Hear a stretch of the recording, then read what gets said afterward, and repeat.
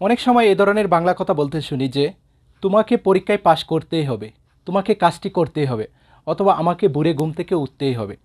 এরকম কথা যখন বলবো আজকের পর থেকে ইংলিশে বলতে পারবো যদি এই নিয়মগুলি ফলো করতে পারি। You have got to, you have got to. যদি বলি তোমাকে করতে হবে কোনো একটি কাজ, তখন বলবো ইউ হ্যাভ গট টু। আমাকে করতে হবে আই হ্যাভ গট টু। তাকে করতে হবে he has got to, he has got to. অথবা Kamal has got to, Mina has got to, she has got to. Okay, এখন যদি বলি যে তোমাকে পরীক্ষায় পাশ করতেই হবে, যেভাবেই হোক তোমাকে পরীক্ষায় পাশ করতেই হবে, তখন বলবো you have got to pass in the exam. তোমাকে পরীক্ষায় পাশ করতে হবে। You have got to pass in the exam.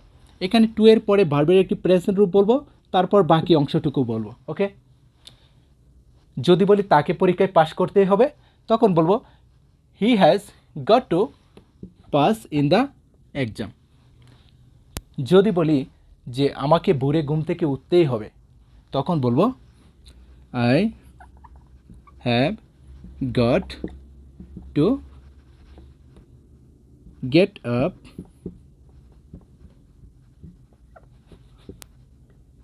Early. আমাকে ভোরে ঘুম থেকে কি উঠতেই হবে। I have got to get early. আমাকে ভোরে ঘুম থেকে কি উঠতেই হবে। এখানে গেট, পাস এগুলি কি ভার্বের প্রেজেন্ট রূপ। এখন যদি বলি তোমাকে কাজটি করতে হবে, তোমাকে যেতেই হবে, তোমাকে যে কোনো একটি কাজ কি করতে হবে, তোমাকে রান্না করতেই হবে, তখন বলবো you have got to cook. তোমাকে রান্না করতে হবে। You have got to do, তোমাকে করতেই হবে। ওকে, এই সেন্টেন্সগুলি যদি ফলো করতে পারি, এই ধরনের কথা যখনই বলবো আজকের পর থেকে ইনশাআল্লাহ ইংলিশে বলতে পারবো। তার জন্য তোমাকে সাবজেক্ট অনুযায়ী এখানে হ্যাভ অথবা হ্যাজ হবে, সবার সাথে হবে গট টু তারপর ভার্বের প্রেজেন্ট রূপ। ওকে, যদি এই বিষয়টা মনে রাখতে পারি তাহলে এই ধরনের কথাগুলি ইংলিশে সহজে বলতে পারবো। ওকে, উইল আই ডু, আমি কখন করব। ওয়েন ডিড আই ডু, আমি কখন করেছিলাম। ওয়েন কুড আই ডু, আমি কখন করতে পারতাম। ওয়েন শুড আই ডু, আমার কখন করা উচিত।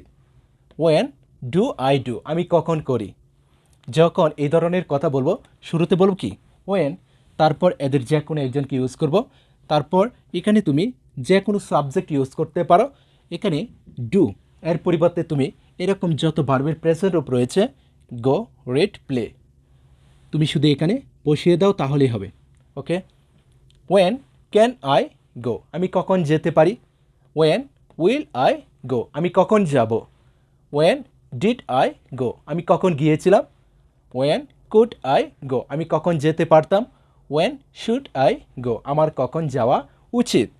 ওয়েন ডু আই গো, আমি কখন যাই। এভাবে যদি শিখতে পারি, আশা করি সবাই ইংলিশটা তৈরি করতে পারবো। তার জন্য তোমাকে যে কাজটা করতে হবে, এখানে ডু এর পরিবর্তে যে কোনো ভার্বের প্রেজেন্ট রূপটা বসিয়ে দাও। আয়ের পরিবর্তে যে কোনো সাবজেক্ট। কখন করতে পারি, ওয়েন ক্যান, কখন করব। ওয়েন উইল, কখন করেছিলাম। ওয়েন ডিড, কখন করতে পারতাম। ওয়েন কুড, কখন করা উচিত। ওয়েন শুড, কখন করি। ওয়েন ডু, এই বিষয়টা শুধু আমাদের মনে রাখতে হবে। ওকে।